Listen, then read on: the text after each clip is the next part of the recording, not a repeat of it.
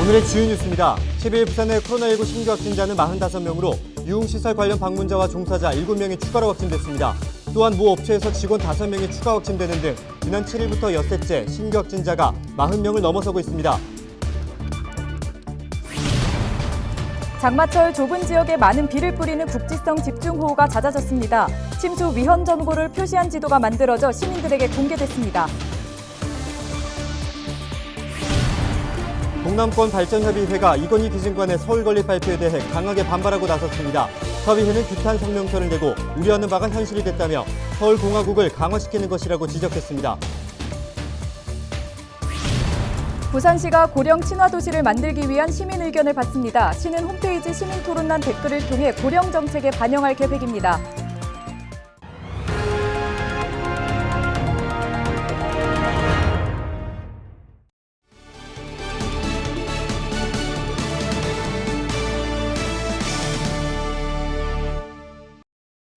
여러분 안녕하십니까? 헬로티비 부산 뉴스입니다. 전국 코로나19 일일 신규 확진자가 1000명대를 유지하고 있습니다. 부산도 확산세가 멈추지 않고 있는데 유흥주점과 사업장발 확진자 발생이 심상치 않습니다. 보도에 김한식 기자입니다. 12일 부산 지역 신규 확진자는 45명. 지난 7일 이후 6일 연속 40명대 발생입니다. 엿새 동안 422명이 확진 판정을 받았습니다. 12일 유흥주점 관련 확진자는 7명이었습니다. 지난달 말부터 유흥주점 관련 확진자가 급증했는데 현재까지 누적 확진자는 153명에 이릅니다. 부산시 보건당국은 유흥업소 관련 확진자들의 동선을 추적하고 있는데 대상자만 1000여 명이 넘는 것으로 조사됐습니다.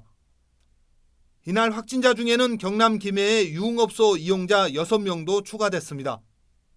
7월 2일, 7월 5일, 7월 6일, 7일, 8일 이렇게 기간으로는 닷새에 걸쳐 있고 이용하신 업소는 김해 소재의 유흥주점 3개소입니다. 해운대구의 한 사업장에서도 연쇄 감염이 확인됐습니다. 부산시가 지난 11일 해당 사업장에서 근무 중인 직원 35명을 조사한 결과 5명의 확진 사실이 추가로 드러났습니다. 또 전날 집단 감염이 확인된 중구의 한 사업장에서는 접촉자 4명이 추가돼 모두 12명이 확진 판정을 받았습니다. 부산시는 확진자 동선과 접촉자 등을 파악하는 역학조사를 벌이고 있습니다. 이와 더불어 부산공동어시장 임시선별검사소에서 검사받은 925명 가운데 1명이 확진됐습니다. 부산시는 13일부터 부산역과 부산시청 등대광장 임시선별검사소의 운영 시간을 밤 9시까지 연장하기로 했습니다. 헬로티비 뉴스 김한식입니다. 동남권 발전협의회가 이건희 기증관의 서울 건립에 대해 강력히 반발하고 나섰습니다. 협의회는 규탄 성명서를 통해 우려했던 바가 현실이 됐다며 서울공화국을 강화시키는 발표에 아연실색할 따름이라고 말했습니다. 또한 문체부가 기증관의 접근성과 전문성을 고려해 서울로 결정했다고 밝힌 데 대해서도 얕은 문화인식에 불과하다며 전국이 일일 생활권일 만큼 서울에 건립해도 된다는 생각은 어불성설이라고 지적했습니다. 협의회는 대통령이 나서 국가균형 발전에 도움이 되도록 이건희 기증관의 서울 건립을 재검토하길 바란다고 강조했습니다. 부산시가 오는 31일까지 고령 친화도시를 위한 시민들의 목소리를 듣습니다. 부산시는 고령 친화도시 부산을 위해 어떤 준비를 해야 할까라는 주제로 홈페이지 시민토론란 댓글을 통해 다양한 의견을 접수받습니다. 이와 함께 현재 추진 중인 고령 정책을 카드 뉴스를 통해 홍보할 예정입니다. 네, 장마철 좁은 지역에 많은 비를 뿌리는 국지성 집중호우가 잦아졌습니다. 비로 인한 침수 피해도 그만큼 문제가 되고 있는데요. 이런 침수 정보를 사전에 알 수 있다면 대피와 대응에 도움이 되겠죠. 부산시가 침수 위험 정보를 표시한 지도를 만들어 시민들에게 공개했습니다. 안수민 기자의 보도입니다. 강처럼 변한 도로, 건물에도 물이 들어찼습니다. 집중호우가 쏟아졌던 지난 7일, 부산 20여 곳이 침수 피해를 입고 소방에 배수 지원을 요청했습니다. 집중호우가 반복되고 그럴 때마다 잦아지는 도심 속 침수 피해. 이를 미리 예측할 수는 없을까? 중구 지역의 지도입니다. 해안가를 따라 파란색 경계선이 표시돼 있는데 해안 침수 위험 지역입니다. 노란색으로 구분된 영역은 내수 침수 범람 위험 지역. 해안이나 하천의 수위가 높아지면서 도시 내 고인물이 빠져나가지 못해 침수 피해가 발생할 수 있다는 뜻입니다. 대피 경로, 대피소 위치도 확인할 수 있습니다. 하천을 끼고 있거나 하천과 인접한 지역의 경우 하천 수위 상승에 따라 피해를 입을 수 있는 구역이 표시돼 있습니다. 부산시가 전국 최초로 제작한 도시 침수 재해 정보 지도입니다. 침수 지역에서 신속한 대피로 피해를 예방하고 경감하기 위한 활용을 목적으로 작성하였습니다.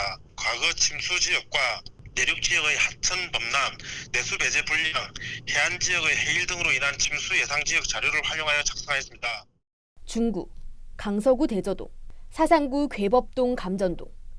실제 이번 집중호우 당시 침수 피해를 입은 지역들을 이 지도 위에 표시해봤더니 대다수가 피해 예상 지역과 일치했습니다.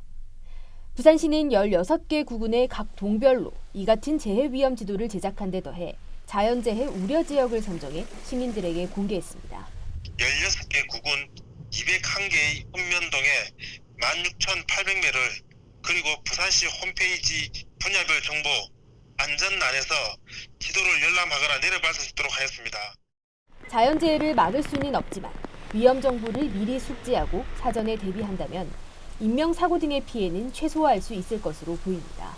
헬로티비 뉴스 안수입니다.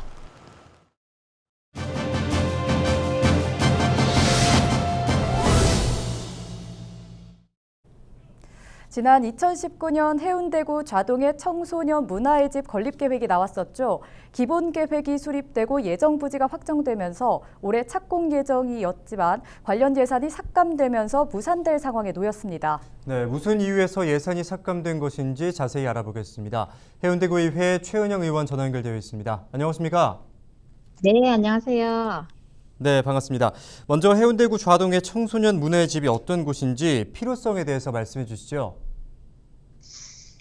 지난 저희가 선거운동 때 구민 대상으로 이제 정책 제안을 좀 받았었거든요. 그때 가장 많은 그 민원이 해운대구 청소년이 갈 곳이 없다라는 것이었습니다. 지금 보면 해운대구 청소년의 한 60% 가까이가 좌동, 중동, 우동, 송정동에 거주를 하고 있는데 실제로 이 아이들이 공공에서 따뜻한 보호를 받을 수 있는 곳이 없습니다. 그래서 수요가 있는 곳에 공급이 있어야 한다는 것에 맞추어서 아이들이 안전하게 놀고 즐길 수 있는 곳이 있어야 된다고 생각을 합니다. 네, 이번에 예산이 삭감된 이유가 있을까요? 저는 이제 명분이 약하다고 생각을 하는데요. 크게 좀 두 가지로 좀 볼 수가 있습니다. 하나는 이제 구비 부담이 크다는 것인데요. 2019년 이전에는 이제 국가 사업이라서 구비 부담률이 굉장히 적었습니다. 근데 그 이후에 지방의 이양 사업으로 이게 좀 전환이 되면서 부산시와 해운대구가 5대5 매칭 사업으로 좀 전환이 되었습니다. 그리고 대신에 이제 정부는 지방 소비세를 좀 더 많이 지자체에 배정을 해 주었고요. 일부 의원님들이 국비 확보를 더 하라고 하는데 이것은 이제 설계 용역이 되고 나서 공사가 진행되면 특별 교부세 등을 지속적으로 요청할 수 있을 것이라고 봅니다.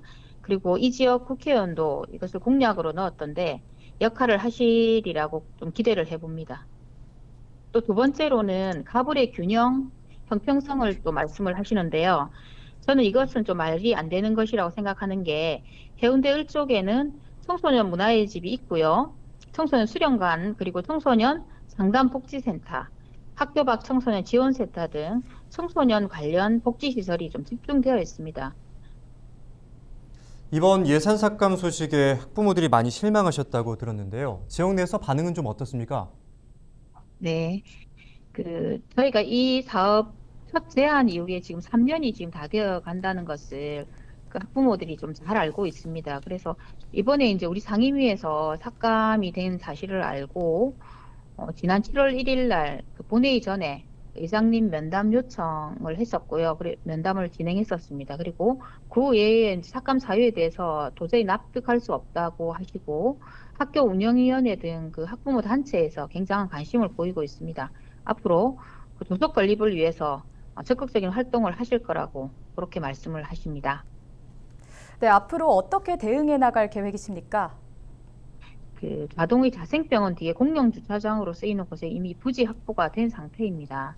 그리고 부산시에서 설계비도 내려온 상황이고요. 그리고 우리 구가 부담하지 못할 그런 범위가 아닙니다.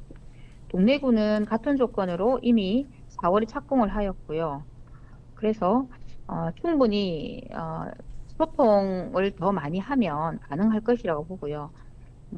하나이를 키우는 데에는 온 마을이 좀 필요하다는 아프리카 속담이 있습니다. 이 속담을 좀 마음에 새기면서 올해 설계비가 반드시 반영될 수 있도록 의원들과 적극적으로 더 소통하고 논의할 생각입니다. 네, 오늘 말씀 감사합니다. 네, 고맙습니다. 네, 지금까지 최은영 의원과 이야기 나눠봤습니다.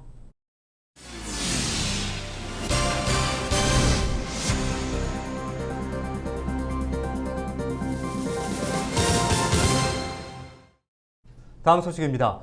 우리나라로 수입되는 생두의 95%가 부산을 통한다는 사실 아셨습니까? 말 그대로 생두 유통의 거점 도시인 셈인데요. 부산시가 부산 경제를 이끌 새로운 동력으로 커피 도시 브랜드화를 통한 커피 산업 육성에 나섭니다. 김윤정 기자입니다. 커피를 볶기 전 가장 먼저 해야 할 일이 바로 생두를 구하는 일입니다. 우리나라로 수입된 생두는 무려 17만 6천 톤입니다. 이 가운데 생두의 95%인 16만 7천 톤이 부산을 통해 수입 유통되는 생두물류 유통의 거점입니다. 부산시가 12번째로 비상경제대책회의로 이런 부산 커피 산업 육성에 관해 논의했습니다.